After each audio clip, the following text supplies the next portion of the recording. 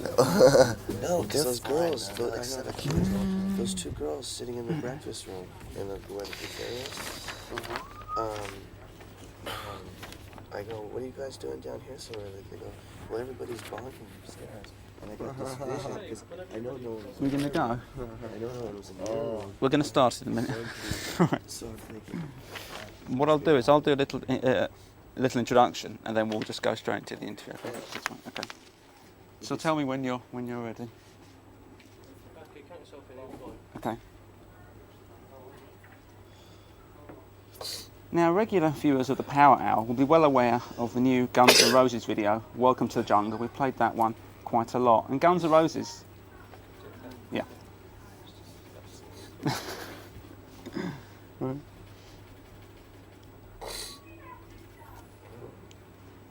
Now, regular viewers of the Power Hour will be well aware of new Guns N' Roses video, Welcome to the Jungle, a track from the band's latest Appetite for Destruction album. And Guns N' Roses from Los Angeles appear to be the name on the tip of everyone's tongue at the moment, including mine, but I have good reason because I'm joined at the minute by two members of the band, the two guitarists, Slash and Izzy. Welcome to the show. You've just completed, I think, your debut European tour. You started somewhere in Europe, didn't you, Slash? We started in Newcastle. We went from Newcastle to Nottingham to Manchester and then Bristol, and then we came back to London. And so we did like 5 dates that were all really killer. So Izzy, you finished last night at the Hammersmith Odeon, but only in June you were playing the Marquee. It's a massive step up, isn't it? Did you expect to be that successful that quickly here? Well, you don't anticipate it so much, but you hope for the best. I mean, the Marquee shows were great, and it's like after that, it's like I was standing on the stage just amazed that we were there. I was like, I couldn't believe it. Had you heard about the Marquee before you came over? Did you know about the club? Marquee? Yeah. A band like us is pretty much hip to most of the cool stuff that there is to do for a band, because you always have something to anticipate. So. Well, Izzy, your first album, Appetite for Destruction, got very good reviews, but I understand there was a little bit of controversy regarding the photograph, or the painting, in fact, that was on the sleeve. What was the situation with that? Well, it was a postcard, It's like, if they don't get it, I mean, we got a flack because of whatever this girl's tits hanging out or something. It wasn't even hanging out. Well, her tits are hanging out. I think they didn't like the scratch. It was scratch. You had to change it, didn't you, There's no eventually? heavy meaning behind it. It was just a postcard that Axel picked up in a card shop in Hollywood, and we just liked the artwork, People are always so eager to put labels on things, so look for that meaning. There was really no significant reasons, except for it was a cool painting. Yeah. There was no discriminatory thing about it, as far as women were concerned, or anything like that. It was just a painting that looked really cool and looked real dynamic, and it was like, who wanted to sit for 2 hours and think about what was going to be the cover? We saw the picture. Yeah, that's fine. Yeah, sure. Let's use that. That way, and then it said Appetite for Destruction on the bottom, and we said, and we don't even have to think about the title either. It's just fine. It's perfect. Well, that was on the postcard already? Yeah. Oh, that's great. Because I could see us sitting around for 2 months trying to figure out, what we were going to call the record and what was going to be on the cover, and I didn't, that would have been a nightmare. Okay, well, we've spoken about the cover. Let's talk about what's inside the cover, the music. There's lots of different... Sleeve. Yes, the sleeve. And inside the sleeve, we come to the record, and on the record, there's music. Now, lots of different influences, I would say, in Guns N' Roses, Izzy. I mean, what is it British bands influence you? Is it punk bands? All kinds of bands. God, so many things, just anything that moves you, some kind of emotion or something. To go from one end of the spectrum to the other, from really literally like classical stuff all the way up to like the hardest core punk, and then everything in between.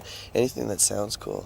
So you were actually born over in England, weren't you, you, Slash? I was born here in London, and I lived in Stoke-on-Trent for about 11 years. And we almost drove through there. My grandparents haven't seen me since then.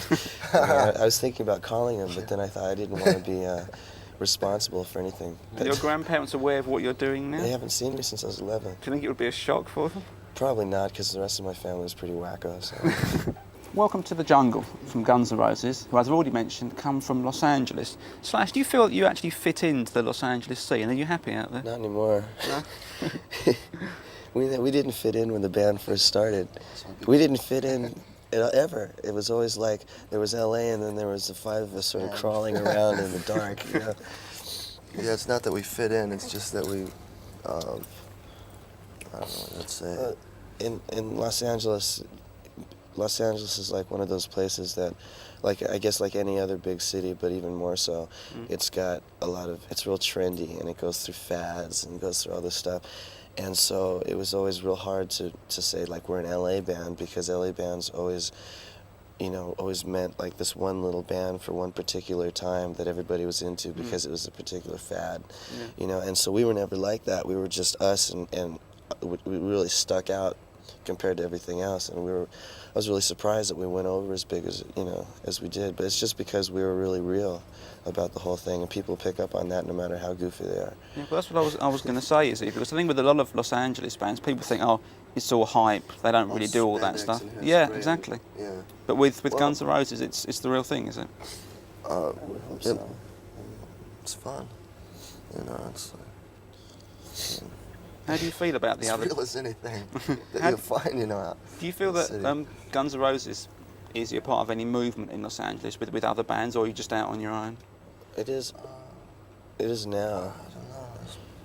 When we started, it wasn't. But then, not to say that anybody, you know, actually copped our style or anything. But I think, you know, with the acceptance of us, a lot of other bands decided to give it a shot, and do some and really go for it. You know, because maybe at a particular time that it wasn't happening and they couldn't get anywhere.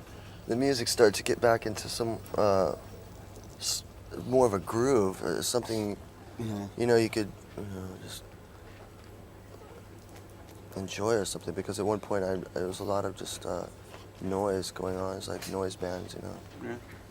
But I mean, it's 12 million people, you know, 6 million of musicians. It's true. Every kind of music In Hollywood, you can imagine. Everybody in Hollywood like goes to GIT or plays guitar. I mean, everybody plays guitar. I mean, you have country bands playing on Sunset at some places, and you have blues bands playing, you know, at other ends of the Strip, and then you have this fucking spandex makeup, you know, going on at another club, and it's like there's all kinds of things going on.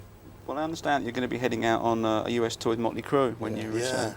That'll be an interesting package. Oh, yeah, that'd be great. After we leave here, we're going to the East Coast, and we're doing a headlining tour through the East Coast, and then we go out with Motley Crue for like a month. Because you also toured with the Cult, haven't you, over in Yeah. So are you fans of the Cult? Do you like them? They're great guys. The Cult's man. They're really great guys. Oh, the Cult's great. The Cult's cool. Really. I understand that they came to see you here at one of the marquee shows, and that was Yeah. where they decided they really liked you. It was really cool. Ian, you know, because at the time, there was like a little bit of controversy about even putting us on the road. You know, everybody thought we were a little bit too destructive or a little bit too this or that, and Ian really pushed for it. And his management was going, "Are you sure? I mean, is it going to be okay? Is everything going to be cool?" And so this, you know, I saw them; they were good. Let's go. So we went and did it, and it was really, I mean, aside from a couple instances, there was really no problems at There were all. only like 3 major. With the That's another story. Maybe we should hold that one for another time. But thanks for joining me at this very early hour of the morning. Slash, the man behind the hair, and Izzy. Thanks very much. We'll end with the Cult video, as we mentioned the Cult. Here they are, and Wildflower.